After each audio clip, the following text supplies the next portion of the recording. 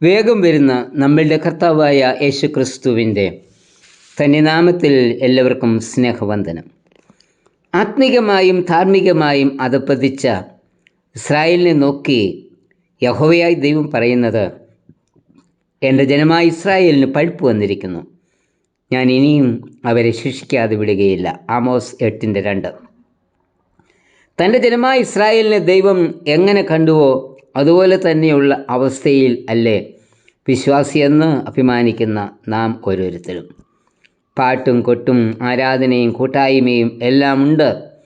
എന്നാൽ അതെല്ലാം വെറും ബാഹ്യമായ പ്രകടനം മാത്രമായി തീർന്നിരിക്കുകയല്ലേ? അങ്ങനെയെങ്കിൽ ഇസ്രായേലിനോട് ദൈവം പറഞ്ഞ ഒരു പ്രസ്താവന കൂടെ ശ്രദ്ധയിൽ കൊണ്ടുവരട്ടെ. ഞാൻ നിൻ്റെ പ്രവൃത്തികളിൽ യാതൊന്നും ഒരു നാളും മറക്കുകയില്ല. 8:7. യാക്കോബിൻ്റെ മഹിമയെ ചൊല്ലിയ ദൈവം ഈ സത്യം ചെയ്യുന്നത്. അങ്ങനെയെങ്കിൽ എന്തായിരുന്നു യാക്കോബിൻ്റെ മഹിമ? 1. യാക്കോബ് ദൈവവുമായി ഉടമ്പടി ചെയ്തു. പിതാവിനെയും സഹോദരനെയും ചതിച്ച് എല്ലാം തട്ടിയെടുത്ത യാക്കോബിന് സ്വന്തം ഭവനം സുരക്ഷിതത്വം നൽകിയില്ല. സഹോദരൻ്റെ കോപത്തിന് പാത്രനായ യാക്കോബിന് സ്വന്തം ഭവനത്തിൽ നിന്നും ഓടിപ്പോകേണ്ടി വന്നു. ഈ യാത്രയിൽ ഒരു സ്ഥലത്ത് വെച്ച് സൂര്യൻ അസ്തമിച്ചു. യാക്കോബ് ഒരു കല്ല് തലയണിയായി വെച്ച് അവിടെ ഉറങ്ങി. ഉറക്കത്തിൽ യാക്കോബ് ഒരു സ്വപ്നം കണ്ടു. ഭൂമിയിൽ നിന്ന് സ്വർഗം വരെ എത്തുന്ന ഒരു കോവേരി, അതിൽ കൂടി ദൈവദൂതന്മാർ കയറുകയും ഇറങ്ങുകയും ചെയ്യുന്നു. അതിന്മീതെ യഹോവ നിൽക്കുന്നു. ഉൽപ്പത്തി 28:12-13 വാക്യങ്ങൾ. ഈ ദർശനം യാക്കോബിൻ്റെ ജീവിതത്തിന് മാറ്റം വരുത്തി. താൻ ഉണർന്ന് തലയണിയായി വെച്ച കല്ല് നാട്ടി അതിൽ എണ്ണയൊഴിച്ച് ദൈവവുമായി ഉടമ്പടിയിൽ ഏർപ്പെട്ടു. ഉൽപ്പത്തി 28:12-22 വരെ.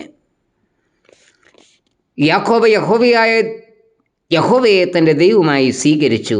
28:21. സ്വാർത്ഥനും ഉപായിയും ചതിയനുമായ യാക്കോബ് ഒരു ദൈവപുരുഷനായി.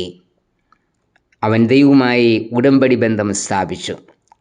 ഇതാണ് യാക്കോബിൻ്റെ മഹിമയുടെ ഒന്നാമത്തെ കാരണം. 2. യാക്കോബ് സകല ദോഷശക്തികളെയും ഉപേക്ഷിച്ചു. ദൈവത്തോട് ഉടമ്പടി ചെയ്ത് യാക്കോബ് ലാബാൻ്റെ ഭവനത്തിൽ ആടുമാടുകളെ മേയ്ക്കുന്ന ജോലിയിൽ എത്തിച്ചേർന്നു. 20 വർഷമാണ് ലാബാൻ്റെ ഭവനത്തിൽ യാക്കോബ് കഴിഞ്ഞത്. അപ്പോൾ അവൻ ദൈവത്തെ മറന്നു, ഉടമ്പടി മറന്നു. വീണ്ടും തന്നെ പഴയ സ്വഭാവമായ ചതി പുറത്തെടുത്തു. ചതിയിൽ കൂടി ലാബാൻ്റെ ആട്ടിൻകൂട്ടത്തിൽ മേൽത്തരമായവയെല്ലാം അവൻ സ്വന്തമാക്കി. യാക്കോബിൻ്റെ ചതി മനസ്സിലാക്കിയ ലാബാൻ്റെ മുഖഭാവം മാറി.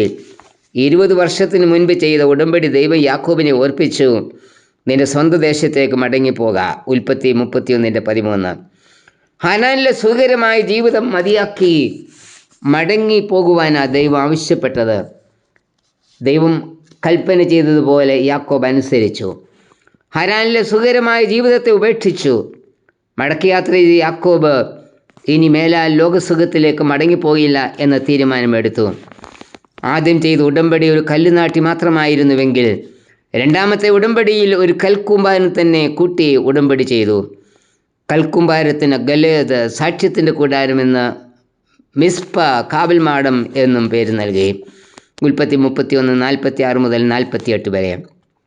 ആദ്യ ഉടമ്പടിയിൽ യഹോവയെ ദൈവവുമായി മാത്രം സ്വീകരിച്ച് യാക്കോബ് ഈ ഉടമ്പടിയിൽ തൻ്റെ ജീവിതത്തിലെ സകലവിധമായ ദോഷപ്രവൃത്തികളെ ഉപേക്ഷിച്ചുകൊണ്ടുള്ള ഉടമ്പടിയാണ് ചെയ്തത്. യഹോവയായ ദൈവത്തെ കർത്താവായി മാത്രം സ്വീകരിച്ചാൽ പോരാ, ജീവിതത്തിലെ സകല ദോഷപ്രവൃത്തികളെ ഉപേക്ഷിക്കുവാൻ തയ്യാറാകണം. ഉടമ്പടി പുതുക്കി ദോഷശക്തികൾ ഉപേക്ഷിച്ചവനാണ് യാക്കോബ്. അതാണ് യാക്കോബിൻ്റെ മഹിമയുടെ രണ്ടാമത്തെ കാരണം. 3. യാക്കോബ് ഒരു പുതിയ മനുഷ്യനായി. ഉടമ്പടി പുതുക്കി മടങ്ങി വന്ന യാക്കോബ് യബോക്കടവിൻ്റെ തീരത്ത് വെച്ച് തൻ്റെ സകല ബലഹീനതകളെയും ഉപായ ജീവിതത്തെയും ദൈവസന്നിധിയിൽ സമ്മതിച്ചു. അവിടെ വെച്ച് ഉപായിയായ യാക്കോബ് ഇസ്രായേലായി രൂപാന്തരപ്പെട്ടു. ഉൽപ്പത്തി 32:22-30 വരെ. രൂപാന്തര അനുഭവം എന്നത് പഴയതിനോട് യാത്ര പറഞ്ഞ് എല്ലാം പുതുതാക്കുന്ന അനുഭവമാണ്. യാക്കോബ് ഒരു പുതിയ മനുഷ്യനായി. ഈ പുതുക്കം അഥവാ ഈ രൂപാന്തരമാണ് യാക്കോബിൻ്റെ മഹിമയുടെ മൂന്നാമത്തെ കാരണം. യാക്കോബിൻ്റെ മഹിമയ്ക്ക് കാരണമായി തീർന്ന ഈ 3 അനുഭവങ്ങളും നമ്മിൽ ഉണ്ടാവണം. ദൈവവുമായി ഉടമ്പടി ബന്ധം സ്ഥാപിക്കണം. ജീവിതത്തിൽ മറഞ്ഞു കിടക്കുന്ന എല്ലാ ദോഷശക്തികളെയും പൂർണ്ണമായി ഉപേക്ഷിച്ച് അവയെ എൻ്റെ ജീവിതത്തിൽ ഇനി സ്വീകരിക്കുകയില്ല എന്നുള്ള തീരുമാനമെടുക്കണം. പഴയ ജീവിതത്തോട് യാത്ര പറഞ്ഞ് ഒരു പുതിയ മനുഷ്യനായി രൂപാന്തരപ്പെടണം. അതിന് കഴിയുന്നില്ല എങ്കിൽ ആമോസിൽ കൂടി ദൈവം പറഞ്ഞതുപോലെ പഴുപ്പ് വന്ന് നമ്മെ അവൻ ശിക്ഷിക്കാതെ വിടുകയില്ല. ഒരു ന്യായവിധിയുണ്ട്. ഇന്ന് നാം ചെയ്യുന്നത് നല്ലതാകലും തീയതാകലും അവയെ പരിശോധിക്കുന്ന ഒരു ദിവസമുണ്ട് എന്നതൊരിക്കലും മറക്കരുത്. 2 കൊരിന്ത്യർ 5:10. കർത്താവേ, പുതുക്കത്തിൻ്റെയും രൂപാന്തരത്തിൻ്റെയും അനുഭവത്തിലേക്ക് എന്നെയും നടത്തണമേ. ആമേൻ.